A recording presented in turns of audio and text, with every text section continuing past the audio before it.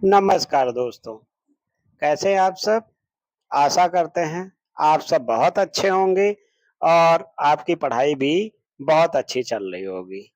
आज हम इतिहास का ये दूसरा भाग लेकर उपस्थित हुए हैं, जो आधारित है जीएस पॉइंटर घटना चक्र पर। तो आप देखना शुरू कर चुके हैं एग्जाम बूस्टर स्टडी चैनल। मैं अनूप कुमार। तो चलिए शुरू करते हैं दूसरा वीडियो वैदिक काल से। तो देर न करते हुए हम आ जाते हैं। ये बहुत ही महत्वपूर्ण सीरीज है। जीएस घटना चक्र बुक जो है उसको हम लोग पढ़ रहे हैं। आर्य शब्द इंगित करता है श्रेष्ठ वंश को। क्लासिकीय संस्कृत में आर्य शब्द का अर्थ है एक उत्तम व्यक्ति। सबसे पुराना वेद है ऋग्वेद। त्रयी नाम है तीन वेदों का, ऋग्वेद, यजुर्वेद, सामवेद का। वह वैदिक ग्रंथ जिसमें वर्ण शब्द का सर्वप्रथम उल्लेख मिलता है ऋग्वेद में। दोस्तों, पढ़ना सभी को तो कठिन लगता है, बट जो पढ़ते हैं वही आगे बढ़ते हैं। तो आगे हम लोग बढ़ते रहेंगे और वीडियो को अच्छे से देखते रहेंगे। वर्ण व्यवस्था से संबंधित पुरुष सूक्त मूलतः पाया जाता है ऋग्वेद में। तो सुमेलन को भी देखेंगे दोस्तों। अथर्ववेद औषधियों से संबंधित है। ऋग्वेद ईश्वर की महिमा से संबंधित है। यजुर्वेद बलिदान और कर्मकांड विधियों से संबंधित है। सामवेद संगीत से संबंधित है। तो थोड़ा और भी जानते हैं। जो सुमेलित है, ऋग्वेद स्रोतों एवं प्रार्थनाएं शामिल हैं। यजुर्वेद में स्रोत एवं स्रोत एवं कर्मकांड शामिल हैं। सामवेद में संगीतमय स्रोत शामिल है और अथर्ववेद में तंत्र मंत्र एवं वशीकरण को स्थान मिला हुआ है। तो आगे बढ़ते हैं। ऋग्वेद, यजुर्वेद, अथर्ववेद तथा सामवेद चार वेदों में से वह जिसमें जादुई माया और वशीकरण का वर्णन है अथर्ववेद में।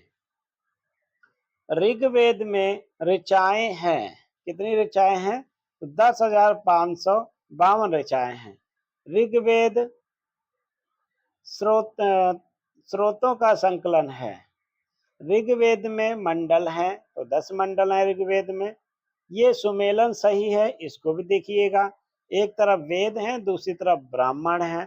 तो ऋग्वेद ऐतरेक ब्राह्मण के अंतर्गत आता है। सामवेद पंचविश ब्राह्मण के अंतर्गत आता है। अथर्ववेद गोपस ब्राह्मण। यजुर्वेद शतपथ ब्राह्मण। ऋग्वेद का वह मंडल जो पूर्णतया सोम को समर्पित है। तो जो नवा मंडल है पूर्णतया सोम को समर्पित है। तो आगे बढ़ जाते हैं। आगे देखेंगे यज्ञ संबंधी विधानों का पता चलता है। तो यजुर्वेद से। यजुर्वेद, सामवेद, अथर्ववेद में से वह जिसका संकलन ऋग्वेद पर आधारित है तो सामवेद। तक्षशिला, अतरंजी खेड़ा, कौशाम्बी एवं हस्तिनापुर में से वह स्थान जिसकी खुदाई से लौह धातु के प्रचलन के प्राचीनतम प्रमाण मिले हैं तो अतरंजी खेड़ा से। उपनिषदों का मुख्य विषय है दर्शन। ऋग्वेद, परदर्शी संहिता, ब्राह्मण एवं उपनिषद में से वह वैदिक साहित्य जिसमें मोक्ष की चर्चा मिलती है तो उपनिषद। मोक्ष शब्द का सबसे पहले उल्लेख हुआ है मुक्तेश्वरा उपनिषद में। अध्यात्म के विषय में नचिकेता और यम का संवाद जिस उपनिषद में प्राप्त होता है वह है कठोपनिषद। उपनिषद काल के राजा अश्वपति शासक थे कैकेयी के। वैदिक साहित्य का सही क्रम है वैदिक संहिता, ब्राह्मण, आर्यक और उपनिषद। आरंभिक वैदिक वैदिक साहित्य में सर्वाधिक वर्णित नदी है सिंधु। वैदिक नदी असिकनी की पहचान की जाती है चेनाब नदी से। ऋग्वेद में जिन नदियों का उल्लेख अफगानिस्तान के साथ आर्यों के संबंध का सूचक है वह है कुंभा और क्रुमु। वैदिक नदियां और उनके आधुनिक नाम। तो जिस नदी का नाम कुंभा था वह अभी काबुल है। जिस नदी का पासुणी नाम था वह रावी है। सदानीरा गंडक है। सतु सतुद्री जो सतलज हो जाएगी। और वेदोत्तर काल में प्रचलित एवं प्रथा चतुष्टय है चार पुरुषार्थ। तो चार पुरुषार्थ कौन कौन से इनको भी देखेंगे अच्छे से। धर्म, अर्थ, काम और मोक्ष। चार आश्रम कौन कौन से हैं तो ब्रह्मचर्य, गृहस्थम, बालप्रस्थ और सन्यास। वानप्रस्थ और सन्यास हो जाएगा। धर्म तथा रीत भारत की प्राचीन वैदिक सभ्यता के एक केंद्रीय विचार को चित्रित करते हैं। इस संबंध में सत्य कथन है ऋतु मूलभूत नैतिक विधान था जो सृष्टि और उनमें अंतर्निहित सारे तत्वों के क्रियाकलापों को संचालित करता था। धर्म व्यक्ति के दायित्वों एवं स्वयं तथा दूसरों के प्रति व्यक्तिगत कर्तव्यों की संकल्पना है। भारतीय संस्कृति के अंतर्गत ऋतु का अर्थ है प्राकृतिक नियम। वैदिक देवताओं में उनका पुरोहित माना जाता था बृहस्पति को। लोपा, मुद्रा, गार्गी, लीला, सावित्री में से वह ब्रह्मवादिनी जिसने कुछ वेदों मंत्रों की रचना की थी। लोपामुद्रा। ऋग वैदिक काल में निष्क शब्द का प्रयोग एक स्वर्ण आभूषण के लिए होता था, किंतु परवर्ती काल में जिसका प्रयोग हुआ सिक्का में। ऋग्वैदिक काल में निष्क आभूषण था गला का। प्राचीन भारत में निष्का जाने जाते थे स्वर्ण आभूषण। 14वीं शताब्दी ईसा पूर्व का बोगज कोई अभिलेख महत्वपूर्ण है क्योंकि यहाँ से प्राप्त अभिलेखों में वैदिक देवी देवताओं एवं देवियों का नामोल्लेख प्राप्त होता है। तो आगे देखेंगे वह अभिलेख जो ईरान से भारत में आने की सूचना देता है। तो बोगज कोई अभिलेख। शंकराचार्य, एनी बेसेंट, विवेकानंद, बाल गंगाधर तिलक में से वह जिन आर्यों के आदि देश के बारे में लिखा था। गंगाधर तिलक। सतपथ ब्राह्मण में उल्लेखित राजा विदेह माधव से संबंधित ऋषि थे। तो ऋषि गौतम राहुगण। उत्तर वैदिक काल में से आर्य संस्कृति का धुर समझा जाता था। कुरु और पांचाल को। गोत्र शब्द का प्रयोग सर्वप्रथम हुआ था ऋग्वेद में। गोत्र प्रथा की स्थापना हुई थी उत्तर वैदिक काल में। पूर्व वैदिक अर्थों का धर्म, प्रमुखता, प्राकृतिक पूजा और यज्ञ। वैदिक काल में जनता मुख्यतः विश्वास करती थी। बलि और कर्मकांड में ऋग्वेद में उल्लेखित प्रसिद्ध 10 राजाओं का युद्ध लड़ा गया था पाशुनी नदी के किनारे। सिंधु, सरस्वती, वितस्ता तथा यमुना में से वह नदी जिसे ऋग्वेद में मते तमा, देवी तमा और नदी तमा के रूप में संबोधित किया गया है। तो उत्तर हो जाएगा सरस्वती। ऋग्वैदिक आर्यों से पंचजन थे, यदु, दुहु, पुरु। तो आपने पढ़ लिया होगा, ऋग्वैदिक कार्यों के पंचजन थे, यदु, दुहु, पुरु, अनु और तुर्वसु। तो अगला है, प्राचीन काल में आर्यों के जीविकोपार्जन का मुख्य साधन था कृषि। ऋग्वेद में उल्लेखित यव शब्द जिस कृषि उत्पाद हेतु प्रयुक्त किया गया है वह है जौ। विही मतलब चावल होता है, इसे जोड़ा गया है। विदुंग मूंग, यव जौ को कहते हैं। इछु माने गन्ना होता है। ऋग्वैदिक पाणी नागरिक थे व्यापारी वर्ग के। वैदिक युग में प्रचलित लोकप्रिय शासक प्रणाली थी तो वंश, परंपरागत राजतंत्र। वैदिक युगीन सभ्यता थी मंत्री परिषद, सभा और समिति को प्रजापति की 2 पुत्रियां कहा गया है अथर्ववेद में।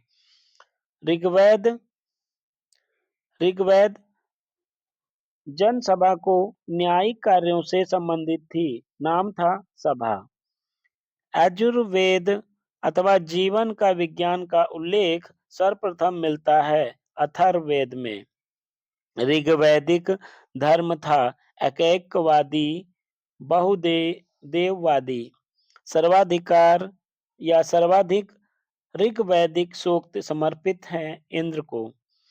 ऋग्वेद में इंद्र के बाद सर्वाधिक संख्या में मंत्र संबंधित हैं अग्नि से।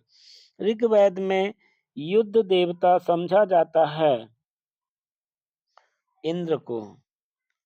पूर्व वैदिक आर्यों का सर्वाधिक लोकप्रिय देवता था इंद्र।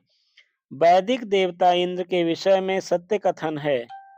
ये झंझावत के देवता थे, वे वर्षा के देवता थे। आगे देखिएगा,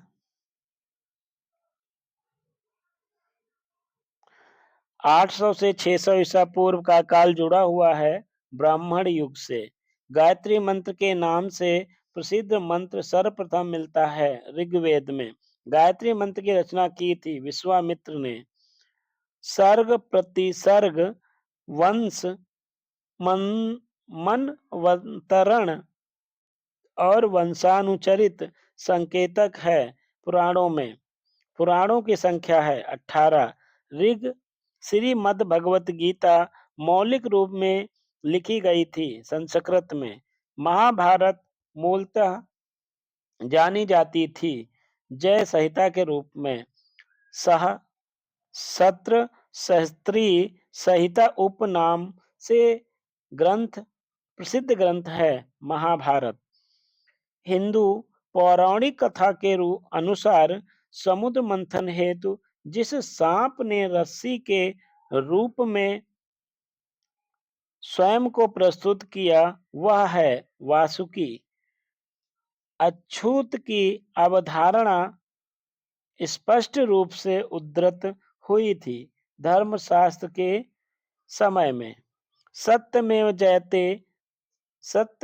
जयते शब्द लिया गया है मुंडक उपनिषद से। तमसो मां ज्योतिर्गमय कथन मूलतः लिया गया है उपनिषद बृहदारण्यक उपनिषद से। वह उपनिषद जिसका शाब्दिक अर्थ सफेद घोड़ा है श्वेतांबर उपनिषद से लिया गया है। सत्यकाम जबाल की कथा जो अनब्याही माँ होने के लांछन को चुनौती देती है, उल्लेखित है छंदोग्ध उपनिषद में। ऋग्वेद की मूल लिपि थी ब्राह्मी। वैदिक कर्म कांड में होता का संबंध है ऋग्वेद से। अवेस्ता और ऋग्वेद में समानता है। अवेस्ता संबंधित है ईरान से। वैदिक काल में अघन्य माना गया है गाय को। वैदिक कालीन प्रशासन में भाग दुह कौन अधिकारी था? राजस्व कर जमा करने वाला अधिकारी। तो सुमेलन को देखेंगे दोस्तों। सिंधु घाटी सभ्यता नगरीय सभ्यता है। उत्तर वैदिक समाज कृषक की समाज है। ऋग वैदिक समाज चारागाह समाज है। और मध्यकाल जमींदारी प्रथा का समाज है। ऋग वैदिक काल के प्रारंभ में महत्वपूर्ण मूल्यवान संपत्ति समझा जाता था गाय को। प्राचीन भारतीय समाज के प्रसंग में कुल, वंश, कोश तथा गोत्र शब्दों में से वह शब्द जो शेष तीन के वर्ग का नहीं है। कोश संस्कारों की संख्या है 16। जीविकोपार्जन हेतु वेद वेदांग पढ़ाने वाला अध्यापक कहलाता था उपाध्याय। पुराणों के संदर्भ में सही कथन है तो इसको देखेंगे। विष्णु पुराण के से मौर्य वंश की जानकारी मिलती है। वायु पुराण से गुप्त वंश की शासन व्यवस्था पर प्रकाश डाला गया है। तो ये इसके बाद हम शुरू करेंगे बौद्ध धर्म। तो बौद्ध धर्म को भी पढ़ते हैं अच्छे से। और यहाँ से भी लगभग सभी एग्जामों में बहुत सारे क्वेश्चन देखने को मिल जाते हैं। तो देर न करते हुए शुरू करते हैं। इसी क्रम में आप हमारी वीडियो को लाइक करें, शेयर करें और एग्जाम बूस्टर को सब्सक्राइब करें। ठीक है, तो आगे बढ़ते हैं। गौतम बुद्ध का जन्म हुआ था 563 ईसा पूर्व में। बुद्ध के जीवन की वह घटना जिसे विनिष्क्रमण के रूप में जाना जाता है, तो उनका ग्रह त्याग उन्होंने रात में किया था। और इनकी माता गौतम बुद्ध की माँ संबंधित थी कौलीय वंश से। गौतम बुद्ध का जन्म हुआ था लुम्बिनी, नेपाल में। गौतम बुद्ध के बचपन का नाम था सिद्धार्थ। बैसाड़ स्तंभ अभिलेख, निगाली सागर स्तंभ अभिलेख, रामपुरवा स्तंभ अभिलेख तथा रु, रुमिनमनदेई स्तंभ अभिलेख में से वह एक अभिलेख जो इस परंपरा की पुष्टि करता है कि गौतम बुद्ध का जन्म लुम्बिनी में हुआ था। तो रुमनदेई स्तंभ अभिलेख अशोक, कनिष्क, हर्ष तथा धर्मपाल में से वह जिसके एक अभिलेख से सूचना मिलती है कि शाक्य मुनि बुद्ध का जन्म लुम्बिनी में हुआ था। मौर्य शासक अशोक। महात्मा बुद्ध का महापरिनिर्वाण हुआ मल्ल गणराज्य की राजधानी कुशीनगर में। महापरिनिर्वाण मंदिर अवस्थित है कुशीनगर में। अवंती, गंधार, कौशल एवं मगध राज्यों में से वह जिसका संबंध बुद्ध के जीवन से था। कौशल एवं मगध। गौतम बुद्ध द्वारा अपने धर्म में दीक्षित किए जाने वाला अंतिम व्यक्ति था सुबुद्ध। बुद्ध ने अपने जीवन की अंतिम वर्षा ऋतु बिताई थी वैशाली में। बौद्ध मत में निर्वाण की अवधारणा की सर्वश्रेष्ठ व्याख्या करता है तो तृष्णा रूपी अग्नि का समन। अलार कलाम थे भगवान बुद्ध के एक गुरु जो सांख्य दर्शन के आचार्य थे। महात्मा बुद्ध ने अपना पहला उपदेश धर्म चक्र प्रवर्तन दिया था सारनाथ में। बुद्ध ने सर्वप्रथम उपदेश दिए थे श्रावस्ती में। बुद्ध कौशाम्बी गए थे उदयन के राज्यकाल में। बुद्ध की मृत्यु के पश्चात प्रथम बौद्ध संगीत की अध्यक्षता की गई महाकाश्यप द्वारा। प्रथम बौद्ध संगीत का आयोजन हुआ था राजगृह की सप्तपर्णी गुफा में। कश्मीर में कनिष्क के शासनकाल में जो चतुर्थ बौद्ध संगीति आयोजित हुई थी उसकी अध्यक्षता की थी वसुमित्र ने। बौद्ध धर्म की महायान शाखा औपचारिक रूप से प्रकट हुई कनिष्क के शासनकाल में। प्रथम बौद्धिक प्रथम द्वितीय तृतीय चतुर्थ बौद्ध संगीति के आयोजन स्थलों का सही क्रम है राजगिरी, वैशाली, पटलिपुत्र, कुंडलवन। महायान बौद्ध मत की विशेषताएं हैं। बुद्ध में देवात्मारोपण, बोधिसत्व के पथ पर चलना, मूर्ति उपासना एवं तथा अनुष्ठान करना। प्रथम बौद्ध संगीति या समिति का आयोजन हुआ था अजातशत्रु के शासनकाल में। द्वितीय बौद्ध सभा का आयोजन किया था कालाशोक ने। बुद्ध के जीवन की 4 महत्वपूर्ण घटनाएं एवं उनसे संबंधित स्थल। तो एक तरफ घटना है और दूसरी तरफ स्थल दिए गए हैं। तो हम देखेंगे गौतम बुद्ध का जन्म लुम्बिनी में, ज्ञान प्राप्ति बोधगया में, प्रथम प्रवचन सारनाथ यानी ऋषिपतनम में और महापरिनिर्वाण या निधन कुशीनगर में। तो आगे बढ़ जाएंगे। इस तरह से हम बौद्ध धर्म को आगे भी प्रस्तुत करेंगे अगले वीडियो में। तो हमारी वीडियो से जुड़े रहें और ऐसी वीडियो को क्रमबद्ध तरीके से पाने के लिए एग्जाम बूस्टर को सब्सक्राइब करें और वीडियो देखने के लिए धन्यवाद दोस्तों। नमस्कार।